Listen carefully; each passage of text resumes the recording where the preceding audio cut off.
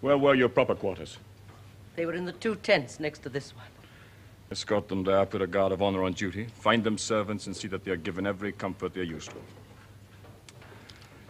Is there anything else that I myself can do for you? Yes, please. Can you find Marduk? Well, who is Marduk? My lion cub. I think he's been stolen because I heard him making a terrible noise. Yes, I think I can find Marduk for you. What is more, I think I can find the thief. If I do, what would you like done to him? Put him in Marduk's cage. An excellent idea. Hephaestion, see that order carried out? Yes, sir.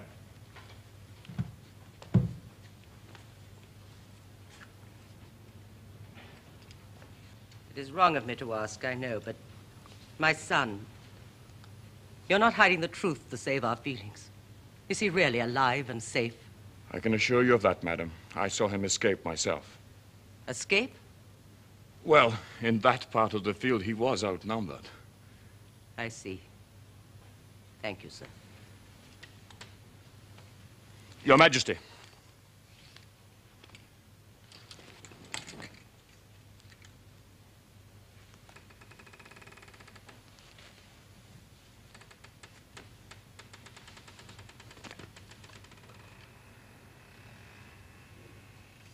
Hey, you in there! Yes, master. Find out if my bath is ready yet.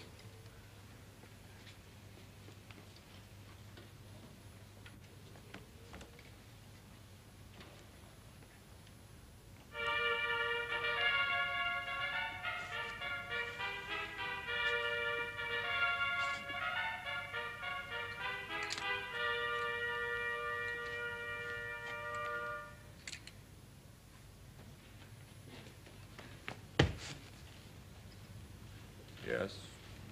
All is in readiness for your Imperial Majesty.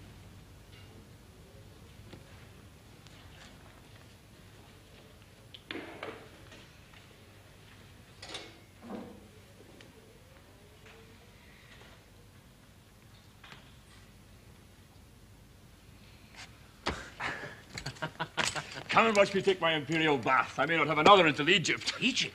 Yes. We shall liberate Darius' richest province, hit him where it hurts. Well, don't you think the crown of Pharaoh would suit me?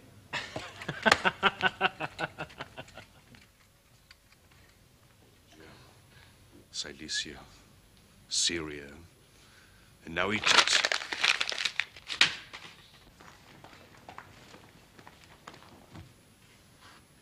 The envoy of Alexander, King of Macedon, awaits your pleasure. Let him approach.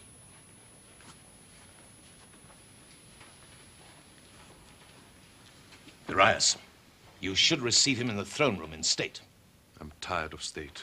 You should have had yourself announced by your titles. My titles are not very likely to impress the envoy of the man who's already usurping most of them. All the more reason to give yourself your rightful style. Is master of the world still my rightful style? Certainly. With my wife, my daughter, and my mother in his power? They will be returned to you soon.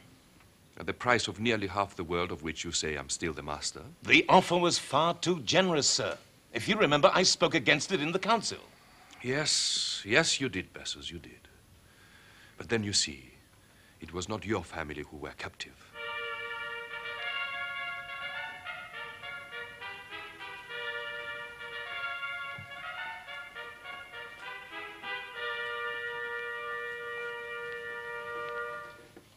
You are welcome to Babylon, sir.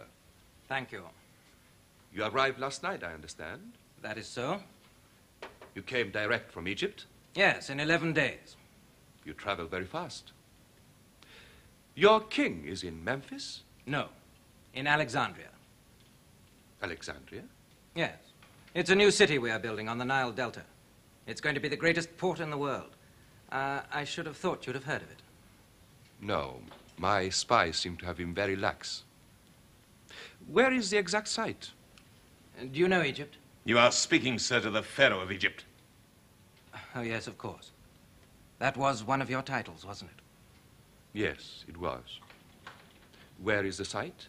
Between Lake Mareotis and the sea. An admirable choice. Well now, sir, I won't detain you any longer. No doubt before our conference tomorrow, you have many matters to discuss with your staff. My staff? I haven't any staff. You're alone? Of course. But these negotiations involving, as they do, the question of boundaries may be very complicated. I don't think you'll find the negotiations as complicated as you think. I see. What's more, I have to start back for Egypt tomorrow at first light. So I think, with your permission, I shall come to business straight away. You have my permission? Thank you. King Alexander replies to your tenders of peace in the following way. Regarding the ransom of 10,000 camel loads of gold, which you offer for your family, he says that he is in no immediate need of money, but that if he were, he would find some other means of acquiring it. By robbery? By conquest. Go on. Regarding the suggestion you make of a possible future marriage between your daughter and himself, he thanks you, but asks me to state that should he ever consider making such a match, it would certainly not occur to him to ask his father-in-law's consent. By the gods, you're a brave man to come here on such a mission. Bessus.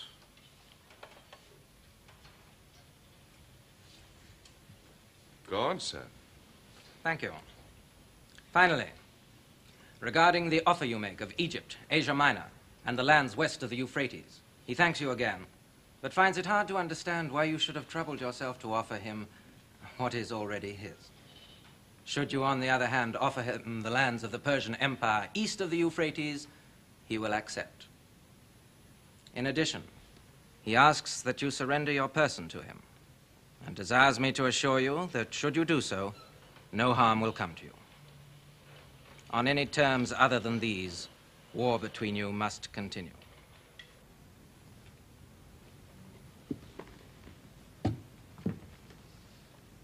He is demanding that I surrender my whole empire without condition?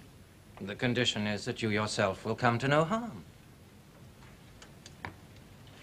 Come to this parapet, sir.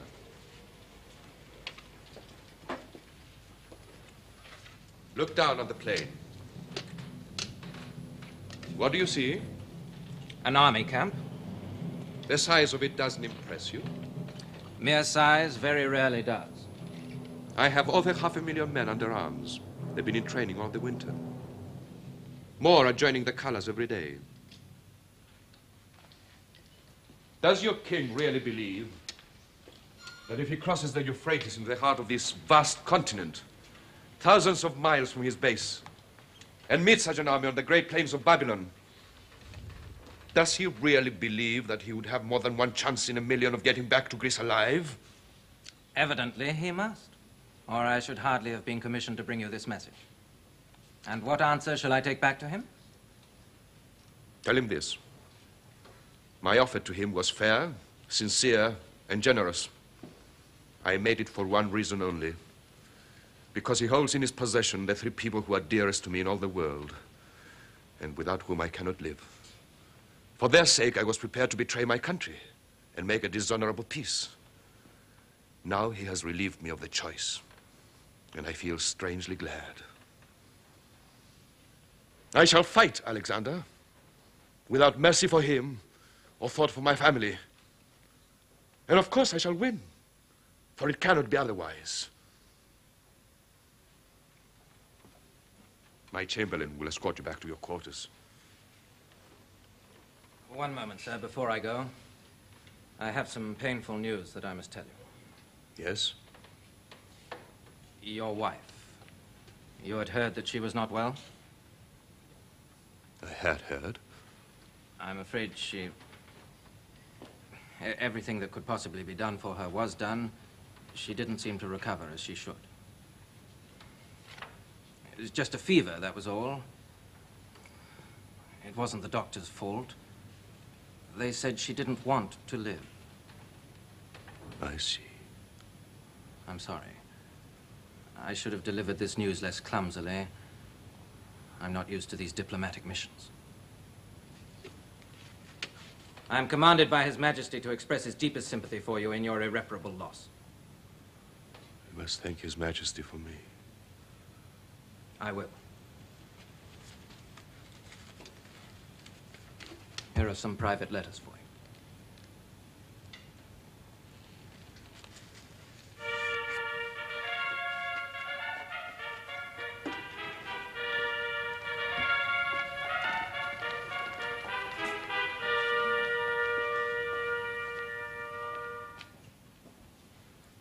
I need hardly tell you, sir, what I feel for you at this moment.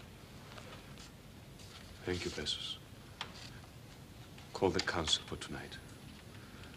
I shall decree general mobilization. Yes, sir. And training must be intensified. We have 6 months before he can cross the desert. This time we'll take no chances. Alexander must be killed.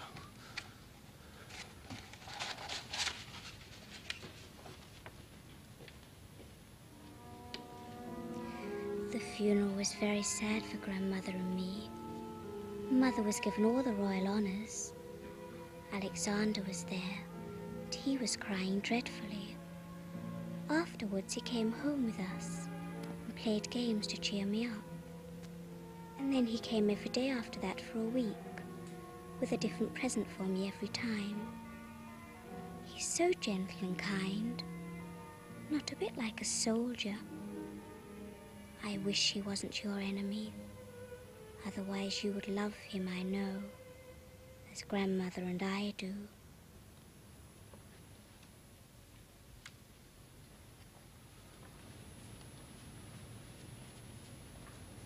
What kind of a man are we fighting?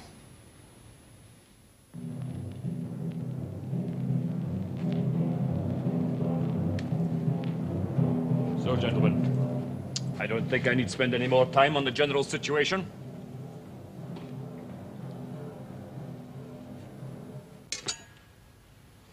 On the left wing, Parmenion and Clytus.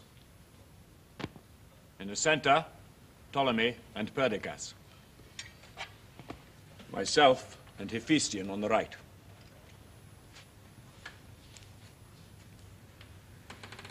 One mile away, in front of the village of Gaugamela, the enemy has deployed an army roughly twice the size of the one he used against us at Issus. It could have been 4 times as large, but our crossing of the desert in summer has surprised him. Nevertheless, we are faced by nearly 250,000 men. Here in the heart of Asia, there can be no question now of evading battle. We must destroy that army, or that army will destroy us. Our objective will be the death or capture of the enemy commander-in-chief.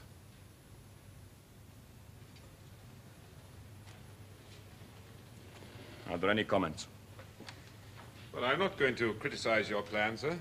I think against an army outnumbering us by nearly 5 to 1, it is the best of its kind that can be devised.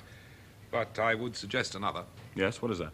Our troops are trained in night fighting. Why not attack now? No. This is what Darius is expecting.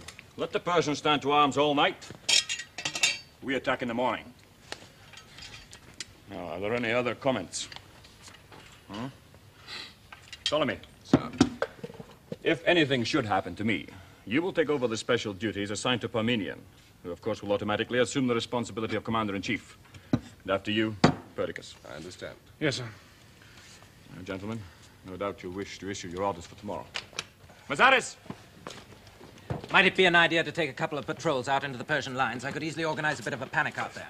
Yes, organize that, Philotas, but don't go yourself. But Now, I don't want you a casualty before the battle. I wouldn't have suggested it if I thought you'd do that to me. One word more.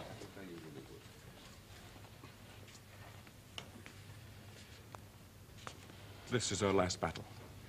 If we win it, the world is ours. If we lose it, we're dead.